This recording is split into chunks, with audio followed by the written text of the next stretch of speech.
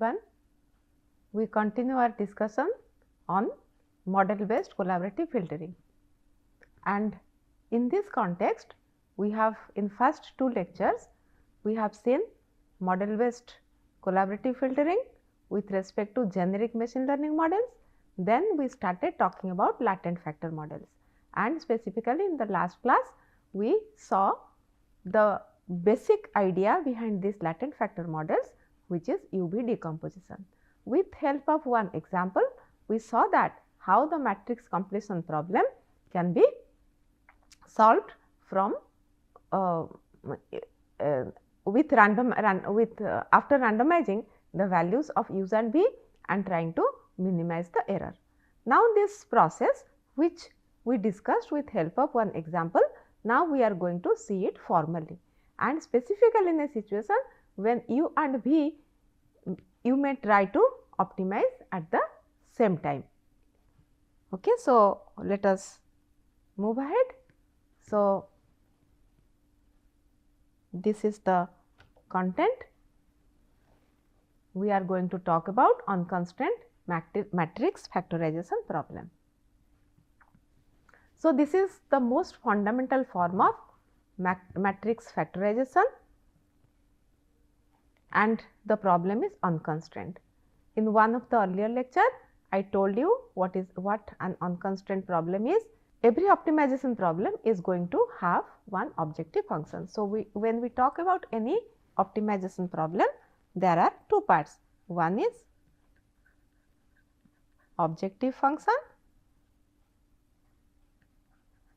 and a set of constraints.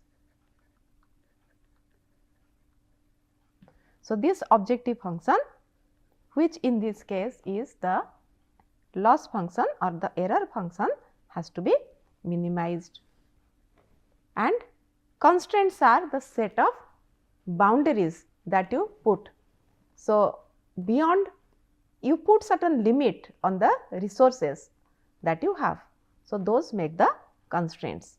So, these constraints are the this objective function is subject to these constraints.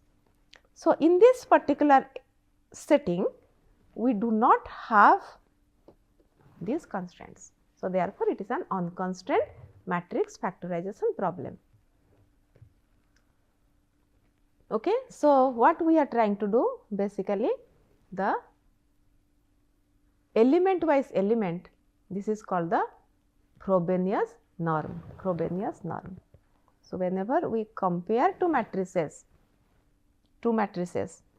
let us say M is one matrix and R is another matrix. So, both the matrix, first of all, to find out the Frobenius norm, both of them has to have the same dimension. Then element wise, first element, you take the subtraction, take the square. So, if you do that, we call it a Frobenius norm. So, in a typical optimization problem, we have to minimize the distance between these two. However, this is only possible if both R and this new matrix, which will be computed using U and V transpose, both of them are of same dimension and both of them have values.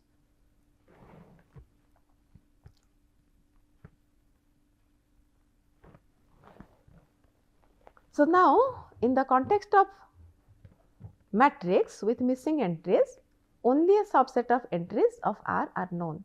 Therefore, we cannot compute the Frobenius norm as such. However, for whatever elements are available or whatever elements are observed, we can still create one loss function. So, let S be that set. It is the set of all ij values, where Rij, that original matrix, let us call it R, and there are some entries which are missing. So, for whatever ij values Rij is observed, then let S be that set. Now, because we are taking R to be U and V transpose, Rij cap, Rij hat, which is the estimated value of the element Rij, how it has to be computed? This is your U matrix, this is, let us say this is your V matrix, and this is your some R hat, which value has to be computed. So, this is you are trying to get this value, which is Rij. So, ith row you have to take. How many entries are there in ith row? Because this is our latent user latent factor matrix, and assuming that it has k dimensions, so there will be k entries. So, there will be k entries here. So, similarly, this has to be multiplied with corresponding jth column. So, how many entries will be there in the jth column? Again k entries. So, that is how you are supposed to multiply element by element. Okay. So, here matrix R is of dimension, this is what I have already told you.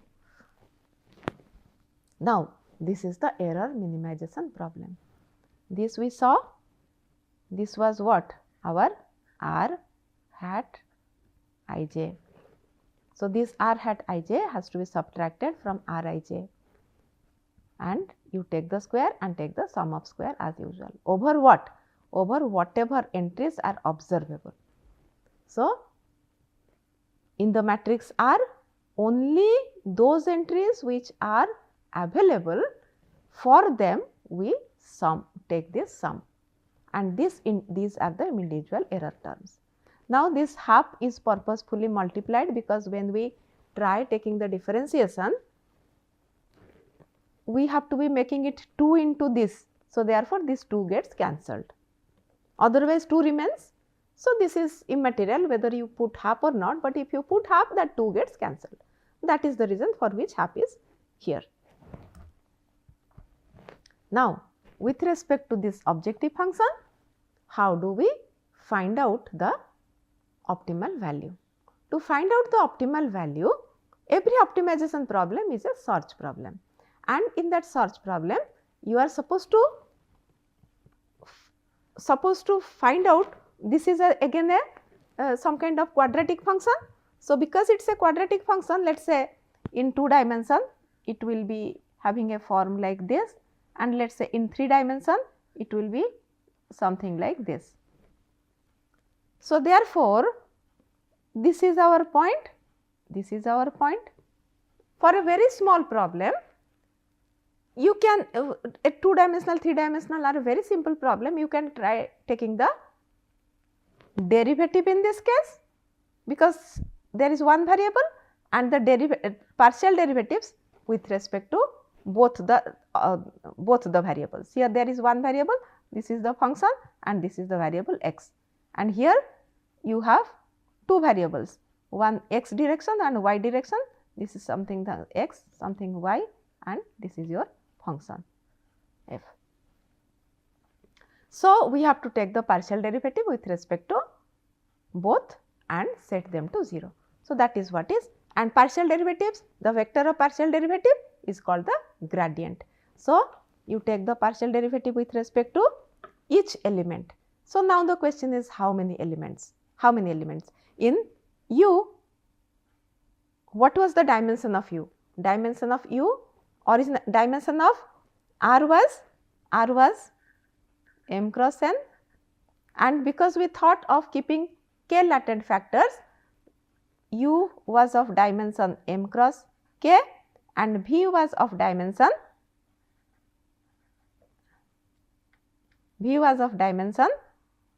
n cross k.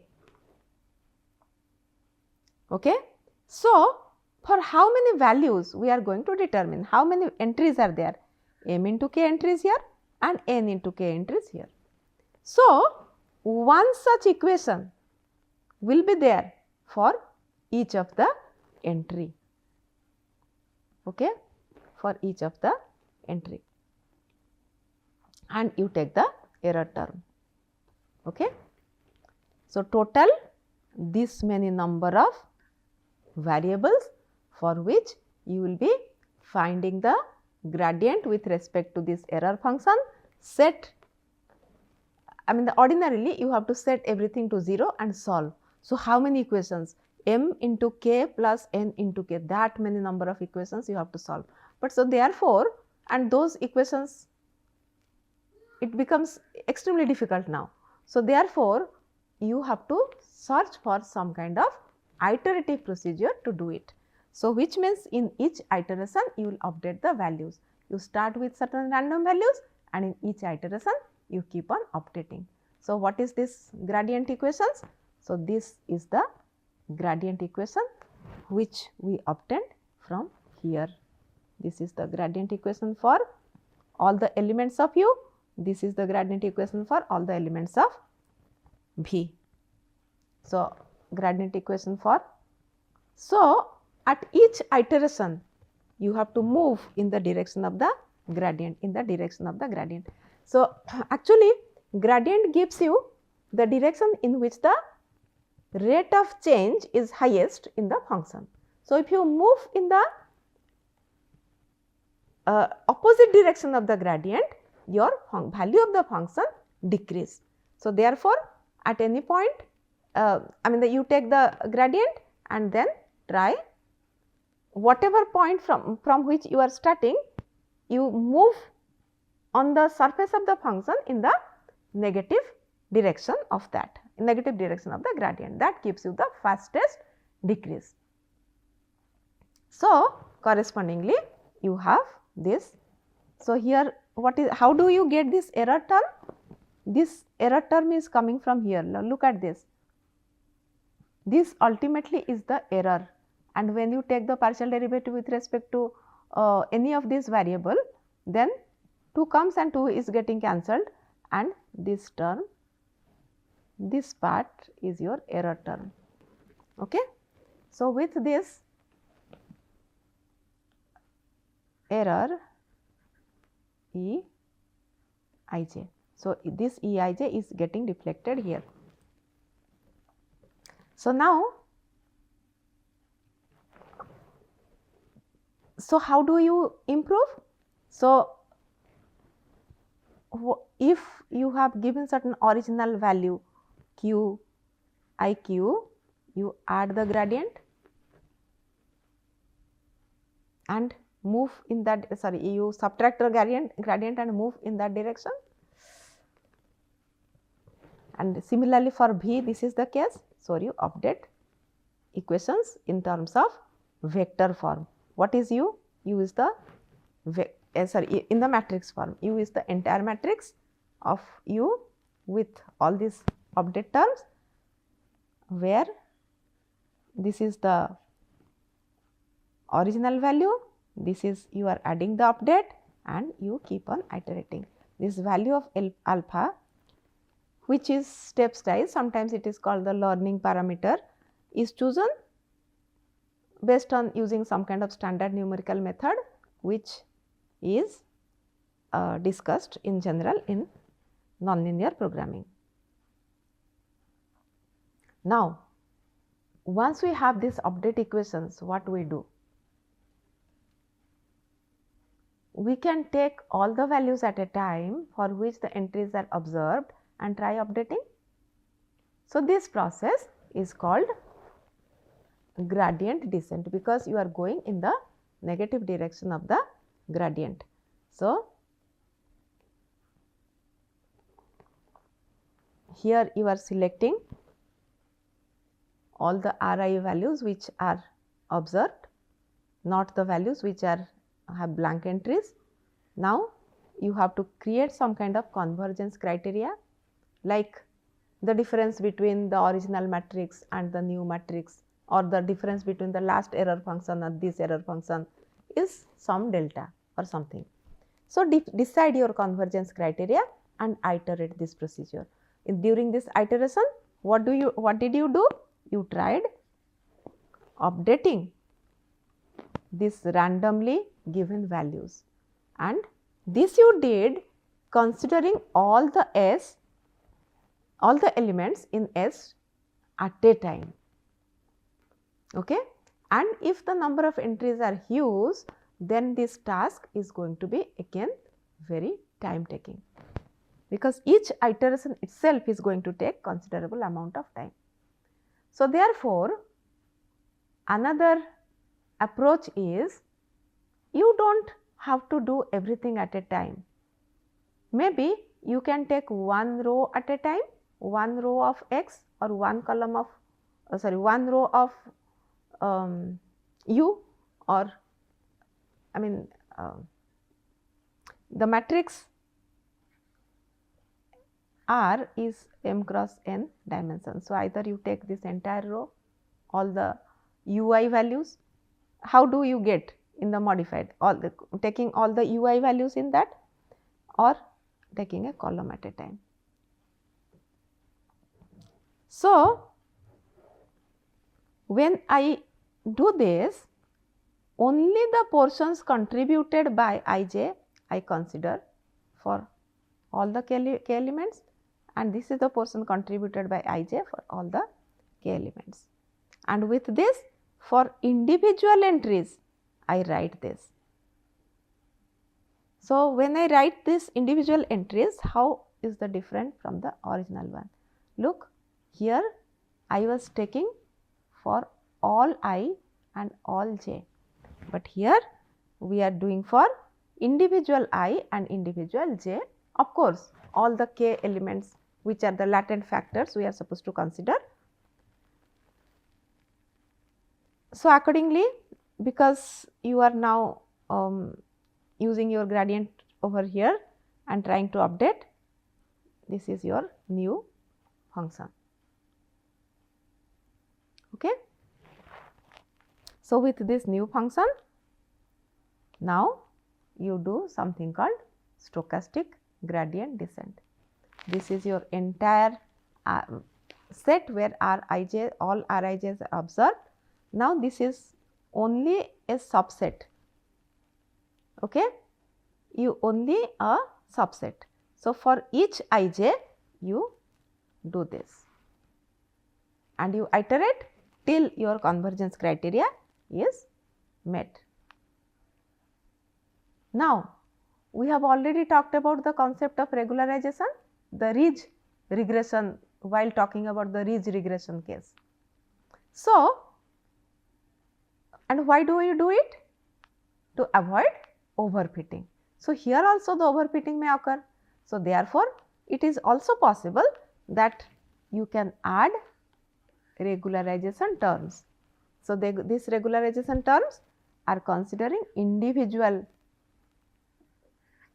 UIS and VJS. So, correspondingly you find out the gradient. After you find, while you find out the gradient, now because of these values, look,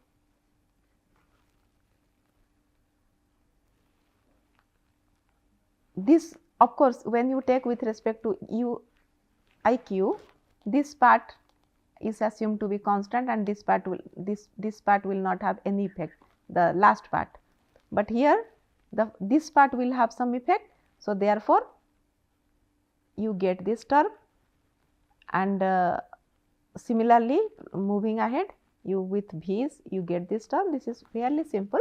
You can take the partial derivative and find out, and from these gradients you have your update equation. Only thing is that whatever was your error, now this regularization term is also getting subtracted. Okay, so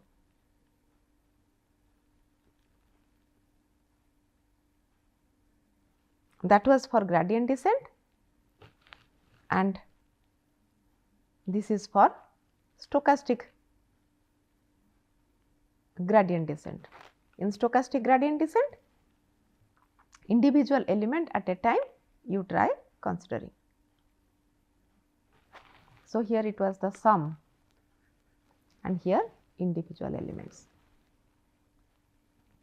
So, this is now if we do this, we can now even think of making something called component wise stochastic gradient descent. So, which means each individual entries, now you try updating.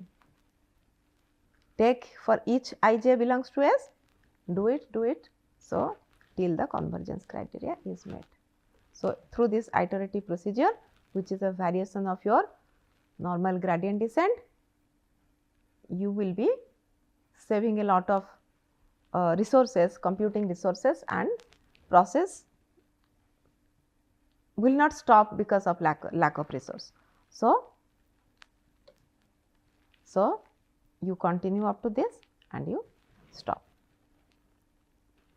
Okay. So, for this particular lecture, I have taken the contents from the first book, and of course, the other books are also equally important, and in future while talking about this model based collaborative filtering, we will be referring them, and these are my conclusions. An unconstrained matrix factorization is the fundamental of latent factor models, and in today's lecture we tried looking at how to solve this unconstrained matrix factorization problem while some of the entries in the matrix are missing. So, here we created one error minimization problem, where from the available entries in the rating matrix we created the objective function, and this error objective function had many variables, and precisely same the number of variables in that function was same as that of number of elements considering u and v together. Now, gradient with respect to each of these variable is taken, and error update equations are developed for gradient descent as well as stochastic gradient descent. And finally, we also considered to make this formulation robust against overfitting by adding regularization term. After adding regularization term, we again tried optimizing, and we got a new error update equation which was incorporated with regularization terms, and in we also looked at element wise we can run stochastic gradient descent in case the problem becomes very large. Thank you.